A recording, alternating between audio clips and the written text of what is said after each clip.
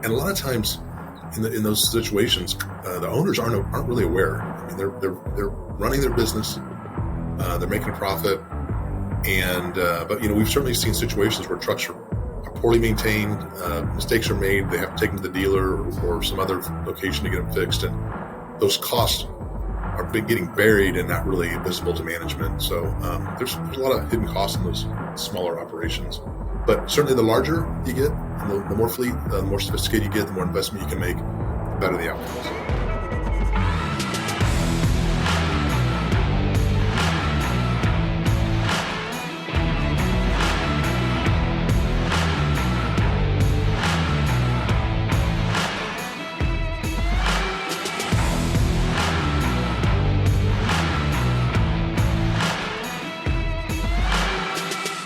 Hello, everyone. I'm Tom Wiers, and welcome to the Trucks Roll podcast.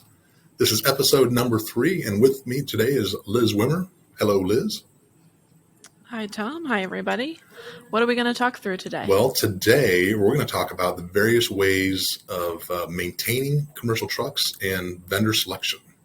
So it's a topic near and dear to my heart. Well, it sounds very exciting, but I have bad news. I have decided to leave Wiers via this podcast topic, and I am now in charge of helping maintain 10 trucks at a new company. So now that we're talking about this will be really helpful as I start my new role. Well, Liz, I'm sorry to see you go after just less than a year, but in typical millennial fashion, I'm not surprised. No, I shouldn't say that. That's not very nice, is it, Liz? I am a millennial. Thank you. But in all seriousness, these are topics that we talk about our customers with, and that is, hey, I've got a fleet and we're maintaining them ourselves. Should we be doing that? And does that still make sense? And it's a great topic and it's a worthwhile discussion. So I think we jump into that a little bit here today. In Liz's situation, she has 10 trucks. And well, that's a good amount of trucks. We like to think of maybe 30 trucks per technician is a good rule of thumb, perhaps 40. That can vary based on the age and application of the equipment. But the point of the initial response with Liz's situation is that the 10 trucks isn't probably enough to keep one technician busy. So he probably has a lot of idle time on his hands. That might be okay. He's perhaps being used for general maintenance in the facility or others, or perhaps he's just taking too long on his jobs. But, when you have a small shop like that, 1 or 2 technicians, there are a lot of challenges. Number one, who's supervising those individuals? Because you don't really want to pay a supervisor to, supervise one person. So they're generally not well managed or supervised. And then turnover is an issue. If you have one and the technician leaves and goes somewhere else, then you've got a void and that can take 30, 60, 90 days to fill. So that leaves you kind of in a spot, if you will. So we like to think about having, upwards of 100 trucks at a location to really think about having a internal maintenance facility that makes sense. Something that's large enough where you can have it staffed, you can have some redundancy, a situation where you can afford to invest in the current technology and you can have really good supervision along the way. So that makes for a well-managed, more efficient shop. The smaller the fleet, the less people involved. Generally, our experience is more waste and that occurs. And a lot of times in those situations, the owners aren't really aware. I mean, they're running their business, they're making a profit, and but we've certainly seen situations where trucks are poorly maintained, mistakes are made, they have to take them to the dealer or some other location to get them fixed, and those costs are getting buried and not really visible to management. So there's a lot of hidden costs in those smaller operations. But certainly the larger you get, and the more fleet, the more sophisticated you get, the more investment you can make, the better the outcomes. So yeah, I feel like what you just shared is that based on what you know, that you would eliminate my role and well, my brand new job. So I'm coming back to Wiers. Can I come back?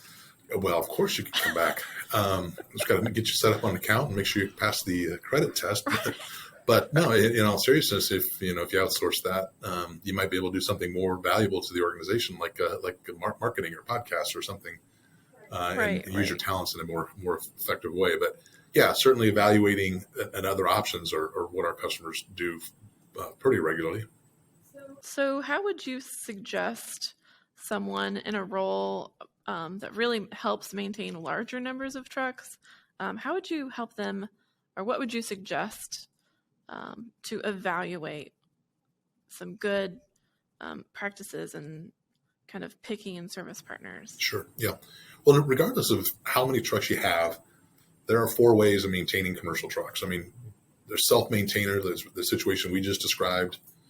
And that could be as little as one person, or it can be as a whole fleet of technicians and a whole maintenance staff, depending on the size of the organization. So self-maintained, that's one way. The other way is you can work with a dealer. So OEM dealer, whether it's an international dealer, Freightliner, or somebody in your area, and you can rely on the dealer for your repairs and maintenance. You can use an independent or fleet service business. And of course, we check the box in the dealership business as well as the fleet service side with our various locations. Those are always really good options. And then the fourth option is you can lease your trucks, and leasing, whether it's ID lease or pack lease or Penske or Wright or somebody like that, is a good option for many applications, but not all applications. And that's probably a topic for another podcast. But really, we think about it as self-maintainers, dealerships, fleet service / independents. We kind of use that ubiquitously, and then leasing options as well. So I can talk through, if you would like, some of the maybe pros and cons of each one of those. Yeah. So dealers are really well skilled. They're generally well staffed. They have the training, the tooling, and they can pretty much do soup to nuts. So dealers are a really good option. In most instances, they're even a better option if you have a fleet of a particular brand. So let's say in your situation, Liz, you have 10 trucks and they're all international trucks. And so that makes it pretty accommodating to go to the international dealer, build a relationship with that location, and have those trucks maintained there. Now, let's say you're in a scenario where you have 10 trucks and you have 5 or 6 different manufacturers. You got a couple of Freightliners, a couple of internationals, a Volvo, a Mack. Well, now all of a sudden using dealers becomes a little less convenient, because instead of having 10 going to one dealer, you've got a couple going to a bunch of dealers. And so now you're talking about managing different relationships, and you're not maybe as much of a priority with less trucks per dealer. So dealers can be great in certain applications, but sometimes they're not a good fit. And I think that's where, like on the fleet service side, independents can be really good, especially for those smaller mixed fleets where you have various sizes of chassis and various brands and such. So, and the thing about the independents, generally a little more accommodating, a little more personal. Smaller operations, oftentimes the owners are intimately involved. It can be your point of contact. But the challenge with independents is, you've got to make sure that they're able to, they're current on technology, they're current on training, they've got the right insurance in place, because when problems happen, you want somebody that's going to be able to stand behind, if you blow a motor and it was the vendor's fault and that's a $30,000 repair, you don't want to eat that bill yourself. Obviously, you're looking at the vendor to take care of that. So you got to make sure you're dealing with somebody that has the financial wherewithal to stand behind the business that you're doing with them. So those are good solutions. And then leasing, as we talked about, leasing can be really good, especially the more generic the application in the truck, the better, the more specialized, the longer oftentimes on a specialized piece of equipment, the body is worth more than the chassis. And a lot of the specialized equipment doesn't often, run as many miles and such. So customers are looking to hold on to that equipment for 10, 15, 20 years, perhaps. That leasing model tends to break down in those applications, and it just is really not very cost effective at all. So, I think there's a lot of things to look at when you're evaluating. And as I've said before, once you make a decision, a choice on who you're going to work with, or I should say, in an effort to make that decision, go out and visit them and see their operation, walk through their shops, talk to their personnel, inspect, and ask them to show you their technology, ask them to show you some training, material and just understand how they do business. Don't just try to do it from your office. Get out in the real world and see what's going on. And then when you select a vendor, try to stick with them at least a year and build that relationship and see how it goes. And if it's working, fantastic. If not, continue to invest in the relationship. And we found that's probably the proof solution in our experiences. Well, this is very helpful information in my new role, and I think I've decided to come back as Wiers marketing manager. So thank you for the helpful information. Great. Well, thanks, Liz. Appreciate the opportunity to share that vendor selection ideas and different ways to maintain commercial trucks. Would love for everyone to go to Wiers.com, check out some of the materials we have on our website. And if you have questions about how we can help you with your vendor selection, whether we're part of it or not, we're always here to help those individuals in the commercial truck space any way we can. So Liz, appreciate your time today and look forward to our next podcast coming up soon. Thanks, everyone. Have a great day.